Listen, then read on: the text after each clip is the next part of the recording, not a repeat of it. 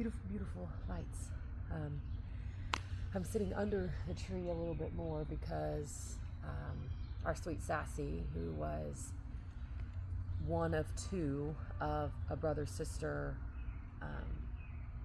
kitties that came into my life when I really, really needed it. And I'm immediately going to get emotional.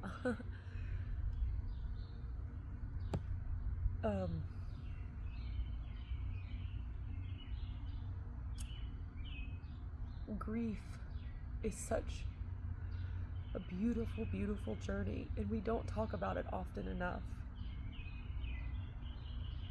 We don't talk about the anger that we go through. We don't talk about the rage that we feel. We don't talk about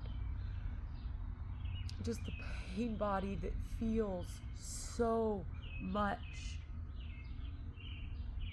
through the feminine, through the intuitive.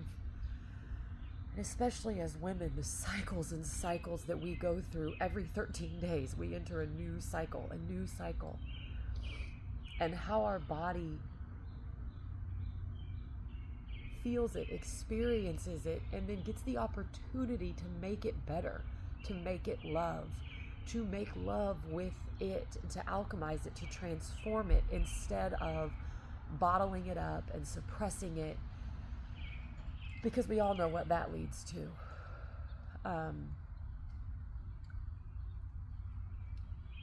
But often we're not taught how to grieve. We're not taught how to feel. We're not even taught how to honor feeling. It's something that we don't talk about. It seems as if everybody's so against AI, but how often do we look at ourselves and think, have I become the AI? Have I shut down my nervous system so much that I am behaving like a robot? Wash, rinse, repeat, avoid, avoid, avoid. You just don't talk about it. You don't go there. You don't do anything about it. And I can speak about that because that was how I lived my life, turned up a notch because I did a lot of partying. It was alcohol, no drugs, thankfully, but a lot of alcohol. And how numb I became inside. Numb to the point where I was afraid to feel any ounce of it, because I knew that the feeling that was going to come out of me was going to be so vulnerable and so raw and so open, because I knew what I was carrying. I knew that it was weighing on my heart. I knew that it was weighing heavy on my soul.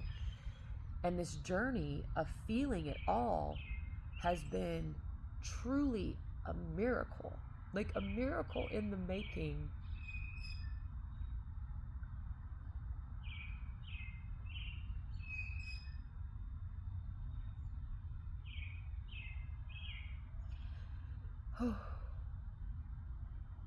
So that I can sit down and talk about it with you.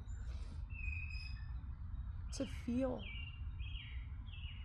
is the most beautiful gift that we've been given. I don't know if the camera's a little, I've got it on a piece of plastic that has been outside, and it's a little warped, and so it's like elevated a little bit, and it looks like the way the camera angle's a little tilted, but we're going to go with it today.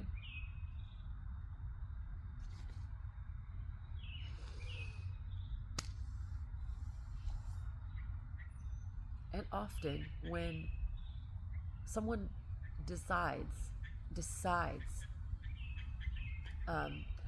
Sassy wasn't actually the first thing that set me on my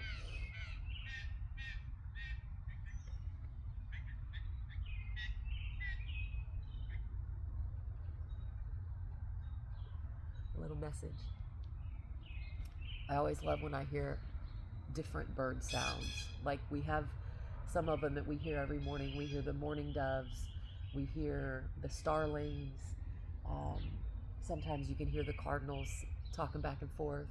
But every once in a while, there's a new sound. There's a hummingbird. We hear the hummingbirds. And we have a couple carpenter bees. And it's wonderful because I just put out new food for the hummingbirds. But the buzz is very similar, but also drastically different if you really listen to it. And so back on subject. Sassy wasn't the first thing that started my internal journey. And I don't know if maybe this is like a testimonial of how it happened to allow each individual person to see that, wow, maybe this is what I'm going through. Because the awakening to your truth, when something shifts inside of you, it's almost as if like I can see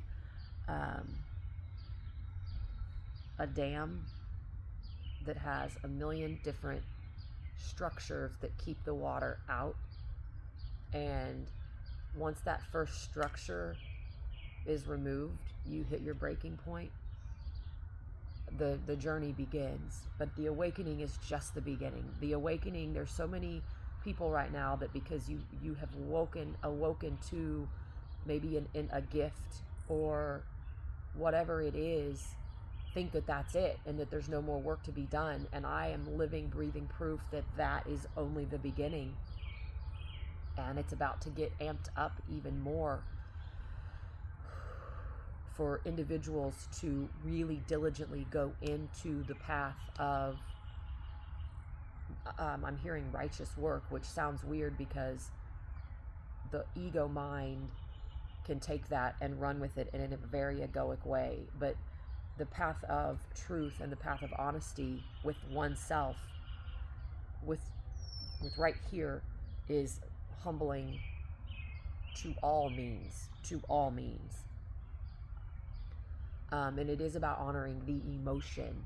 Whereas when anybody comes into your life, you can see the person, but if you can breathe in the energy that you're feeling and just be aware of the energy that they're bringing, if it triggers you, you're carrying it. But if you can feel into the energy that's coming in, not the person, because most of the time the people don't realize it, it changes the way that you will inhabit that space with them. It changes the way that you behave.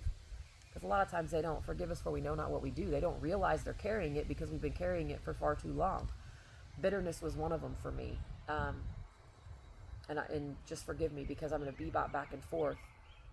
My journey through truth led me to recognizing my spiritual gifts and really fine-tuning them.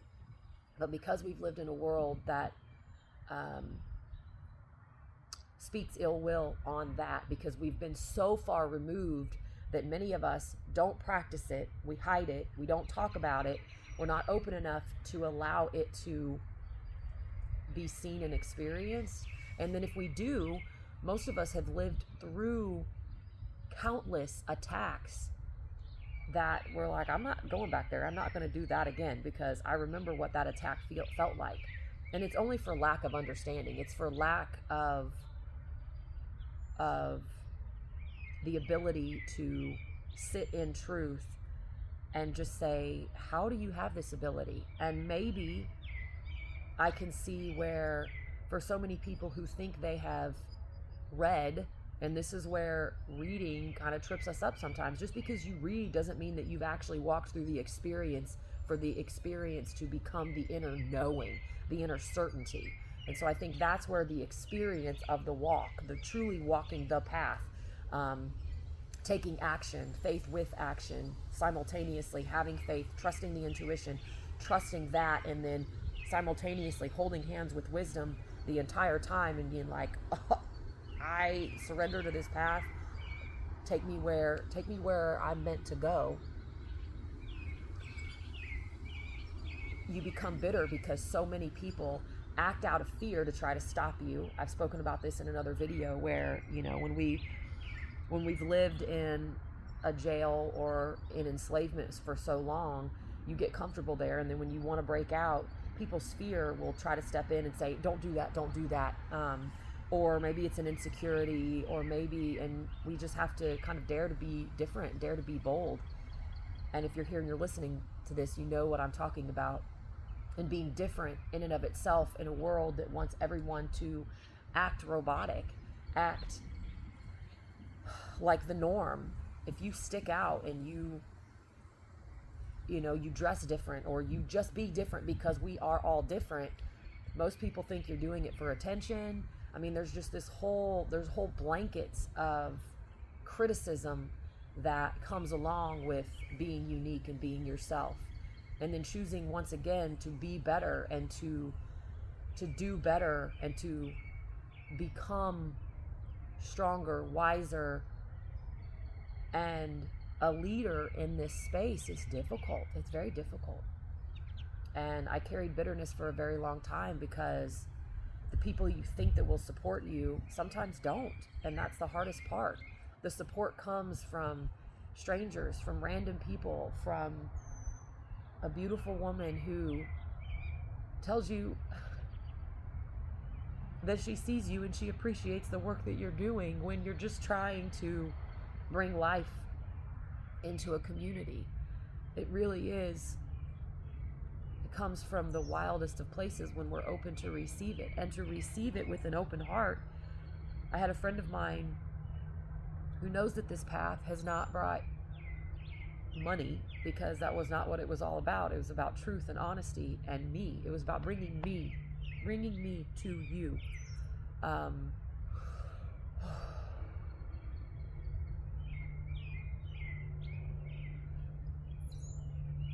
It was about us.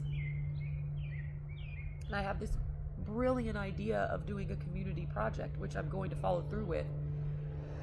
And I said, it's going to cost so much money. And she just reached out and she said, Spirit told me to give you this money. She said, so do whatever you want to do with it. But I felt strongly to give you this money. And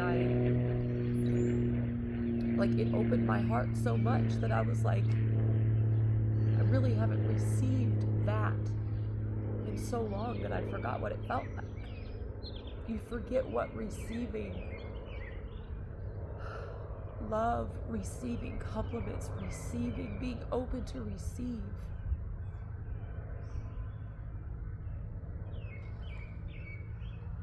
We all deserve it. We all deserve it. Just forget how. And often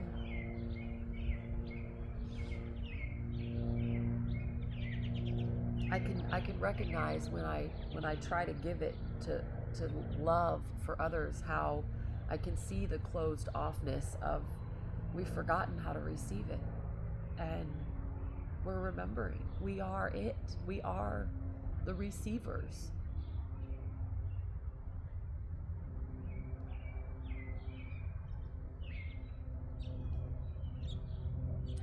I don't know if that is,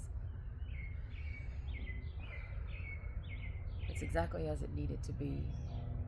And it might mean one person hears it and one person feels what I'm talking about. But I know there's more of you.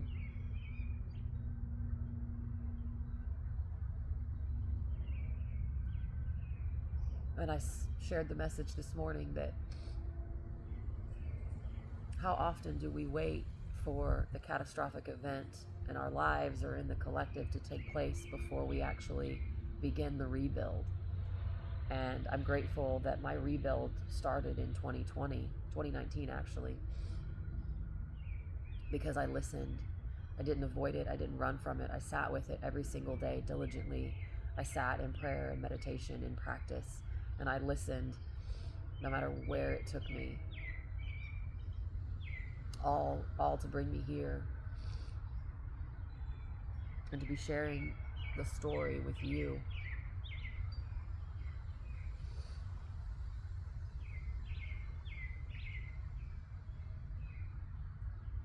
I think I'll save my full testimony for another video. Part of me wants to put it behind a paywall because I've shared a little bit about it in the past and I got some backlash for it, which I understand was part of the story, was part of the journey, that when you are ready to speak your truth, if others aren't ready, it can cause some pain. But pain is the beginning. Pain is the opening. I understand that.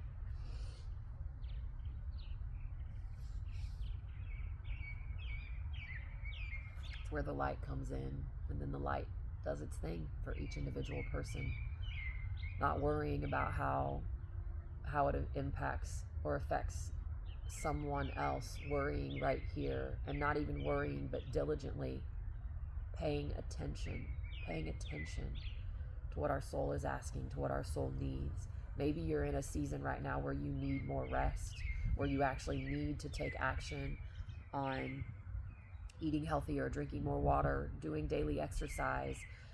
Maybe for me personally, my season, because personal training nutrition was on the forefront, and then being in sports in all through school, in college, to where I allowed myself to rest more and to be more flow with my workouts, to allow the stillness and the softness, and to really listen, allow myself more rest, more downtime. And every season is different. If we honor that and we recognize it within each other and sing each other's graces for listening, but then making sure that we don't stay stuck in that space. Like when you feel the rev and the amp up of it's go time, present yourself, get yourself out there. And that's where this season is for me. It feels like the work is done. I actually just finished the last page of my kind of book of life, and I wrote it at the very end. This concludes your book, your story, your everything, to get out and speak it to the masses, and to share your truth, and to share the story, and knowing that it will inspire and encourage others. I don't know how that all will work out, but being along for the ride and seeing where, even in the times that I have gotten out and spoken up about it and speaking in groups, and how that was all preparation for this. So when you look at it with love, it does change everything. A different perspective, a different vantage point. I was looking at picking the snap peas yesterday, and from one angle, you can't see any snap peas, but if you go look on a different angle, there's a ton of them that present themselves. And so it's a beautiful message for me in life is I've looked at the people, I've looked at the situations that didn't support me, kept wondering why. And if I just turned around and I see the support, I see the love, I see the people who want to see me succeed and who want to help my journey grow and become bigger and stronger, and know the work that I'm doing and respect the work that I'm doing. And that's where my focus is now. So I love you. Thank you for sitting with me.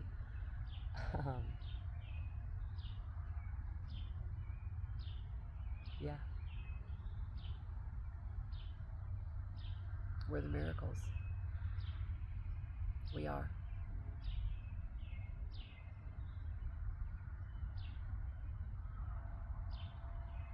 We are.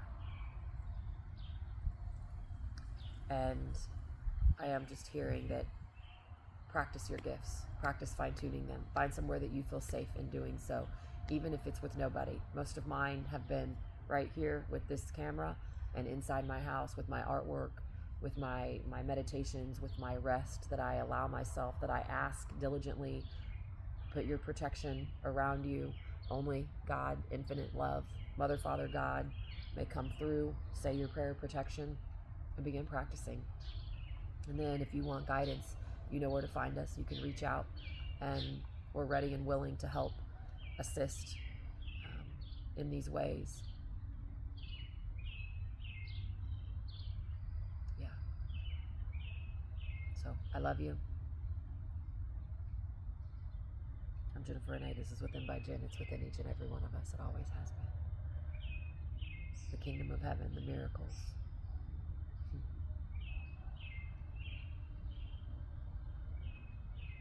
We remember.